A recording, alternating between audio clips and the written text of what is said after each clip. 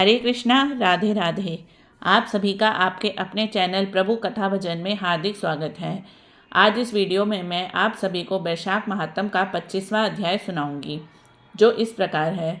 व्याध कहने लगा कि हे मुने, पूर्ण भोग वाले मनुष्य की मुक्ति कब होती है? सृष्टि काल में या अंतकाल अथवा स्थिति काल में? सृष्टि की स्थिति तथा संहार काल की मर्यादा कितनी है? शंख बोले, 4 सहस्त्र युगों का ब्रह्मा का एक दिन और इतनी ही रात्रि होती है। इस तरह मिलाकर ब्रह्मा का एक अहोरात्र होता है। 15 अहोरात्र एक पक्ष और 2 पक्षों का एक मास होता है। 2 मास की एक ऋतु, 3 ऋतुओं का एक अयन और 2 अयन का एक वर्ष होता है। इसी प्रकार ब्रह्मा जी के 100 वर्षों का एक ब्रह्मा कल्प होता है। इसी को वेद के जानने वाले प्रलय का समय कहते हैं।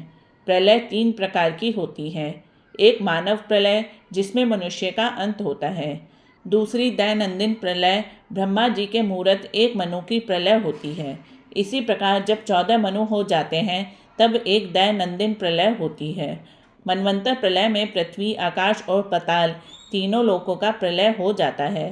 परंतु इस मनवंतर प्रलय में चैतन्य जीवों का ही नाश होता है, किंतु लोकों के स्वरूप का नाश नहीं होता। केवल उन लोकों में जल प्लावन हो जाता है। फिर मनवंतर के अंत में चैतन्य जीवों की उत्पत्ति हो जाती है। लेकिन दैनंदिन प्रलय में लोक और लोकत सबका नाश हो जाता है। सिर्फ एक सत्य लोक ही रह जाता है। ब्रह्मा जी के शयन करने पर चैतन्य अधिभूतों सहित सबका नाश हो जाता है। कोई कोई तत्व अभिमानी देवता और मुनि बचे रहते हैं तथा सत्य लोक के शयन करने वाले भी रह जाते हैं, जो कल्प भर तक सोते रहते हैं। फिर रात्रि के समाप्त होने पर ब्रह्मा जी पुनः सृष्टि की रचना करते हैं। शंख कहने लगे कि व्याध, अब मैं तेरे सामने सृष्टि काल और मुक्ति काल का वर्णन करता हूँ। भगवान का एक निमेष आँख झपकना ब्रह्मा जी के एक कल्प के बराबर होता है। उतना ही समय पलक का खुलना।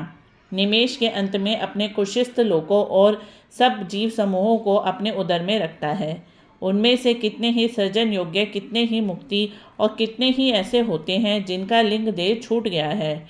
श्रुति देव जी कहने लगे, जब यह कथा शंख व्याध को सुना रहे थे तब सबके देखते देखते वह पंचशाखी वृक्ष पृथ्वी पर गिर पड़ा और उसके कोटर से एक बड़ा भयंकर सर्प तत्काल पाप रूपी देह को त्याग कर हाथ जोड़ से झुकाकर वहीं बैठ गया।